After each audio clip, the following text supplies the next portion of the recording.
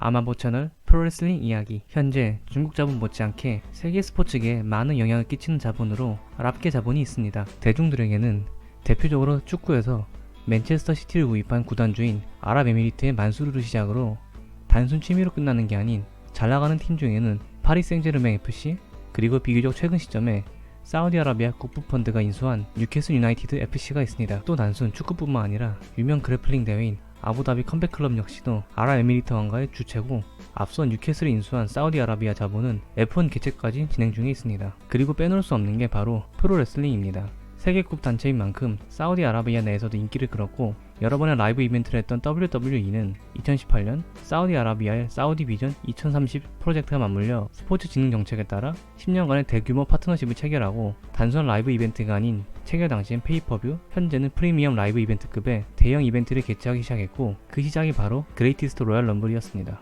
이 이벤트는 여러모로 말이 많았는데요. 평소 프로레슬링 인기가 많기도 하고 WWE가 대형 이벤트를 치러본 적이 있던 캐나다나 영국이 아닌 곳에서 대형 이벤트를 개최한 건 거의 처음이나 다름없었고, 이 과정에서 당시 여러모로 문제가 많았던 사우디아라비아의 사회적 상황에 대해 아무 일 없다는 것 마냥 WWE가 하나의 선전 도구가 되면서 쇼의 규모와 퀄리티와는 별개로 많은 비판을 받기 시작했고, 그 이후에도 사우디아라비아의 언론인 암살 사건으로 인해 세계적인 비난을 받는 상황에서도 이벤트를 지속적으로 유치하면서 팬들의 비판을 가속화했습니다. 물론 이런 외적인 요소보다 팬들에게 더 중요한 건 팬들이 원하는 내적 요소, 즉 프로레슬링에서는 좋은 경기와 스토리라인만 보여준다면 이런 사회적 요소는 무시할 수도 있습니다. 하지만 문제는 이러한 근본적 요소에서도 팬들을 만족시키지 못했습니다. 일단 제일 큰 문제는 가장 큰 지원자인 무함마드 빈 살만 왕세자의 취향이었는데요. 바로 8090 시절 프로레슬링의 광팬이었습니다. 물론 현재 수많은 프로레슬링 팬들도 그 시절에 대한 향수가 강한 만큼 이상한 정도까지는 아니었지만, 문제는 21세기 들어와서도 그 시절 스타들의 출연을 강요했다는 것이었습니다. 그 문제 중 하나가 바로 첫 이벤트인 그레이티스트 로얄 럼블에 등장한 히로키 수미라는 선수였는데요. 이 선수는 어떤 프로레슬링 매니아들도 등장할 때 제가 누구지? 할 정도로 고개를 가우뚱하게 하는 선수였습니다. 그 히로키 수미의 정체는 프로레슬러가 아닌 일본의 스모 선수였는데요. 뜬금없이 스모 선수인 히로키 수미가 WWE, 그것도 대형 이벤트인 그레이티스트 로얄 럼블에 데뷔한 이유는 어이없게도 앞서 말한 왕세자가 요코즈나를 보고 싶다면서 정작 오래전에 요코즈나가 작고한 사실도 모르고 있었고, 어떻게 비슷한 선수를 보여주기로 합의한 건지 뜬금없이 WWE에게 픽업된 것이었습니다. 그리고 나서 다음 이벤트인 크라운 주얼 2018에서 무려 DX와 파괴 형제를 복귀시키는 위협을 달성하는데요. 물론 팬들도 반갑고 모두 프로레슬링 역사에 남을 대단한 선수들이었지만 문제는 나이였습니다. 팬들 입장에서는 오랜만에 봐서 반가운 거와 별개로 모두 은퇴를 한 번 이상 했었고, 더 이상 전성기 같은 모습을 보여주기 힘든 노화된 신체로 인해 눈이 썩는 경기라는 레전드들에게 미안한 생각이 들 정도의 평이 나왔습니다. 그리고 후에는 골드버그까지 사우디아라비아에서 복귀하는 건 물론 선수로 복귀는 아니었지만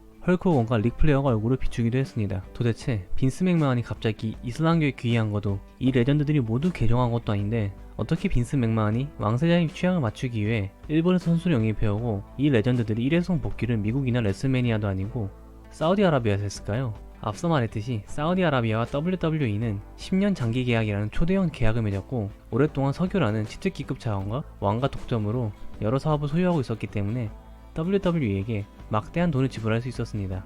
실제로 최근 7번의 사우디아라비아에서 열린 이벤트가 물가 상승을 감안해도 모든 레슬매니아 티켓 판매 수익보다 더 많은 수익을 안겨줬다는 자료가 나오는 등 WWE는 사우디아라비아의 계약 덕분에 여러 정치적 논란과 팬들의 반발과는 별개로 막대한 수익을 거둘 수 있었습니다. 즉 이전 웹툰계 사건 때 비꼬미 용도로 나왔던 돈은 소비자가 주는 게 아닌 어디선가 나온다 라는 말이 실제로 이루어지는 어이없는 사태가 벌어지고 있는 거나 다름없는 상황입니다. 더 큰 문제는 이것이 아직도 현재 진행형이라는 점이고요. 또 다른 문제는 바로 빈스 맥만의 독주가 가능하다는 점입니다. 제가 올렸던 영상과 별개로 확실히 2010년대로 들어서면서 빈스 맥만의 감이 이전과 같지 않다는 점은 팬들 누구나 동의하는 바입니다. 그나마 빈스 맥만의 고집을 꺾을 수 있는 건 금전 문제라 볼 수 있는데요. 더더욱이 WWE는 현재 상장 회사인 만큼 맥마한 가문의 지분이 아무리 높더라도 주주들의 눈치를 볼 수밖에 없습니다. 실제로 이미 상장 회사가 아니던 시절에도 WWE는 단체의 존망에 위협이 갔다는 말이 있을 정도로 최악의 시기를 가진 적이 있었고, 단체의 존망을 위해 빈스 맥마헌은 본인이 갖고 있던 프로레슬링에 대한 철학을 잠시 접고 주변 수뇌부의 조언에 따른 새로운 모습을 보여줬고, 바로 그게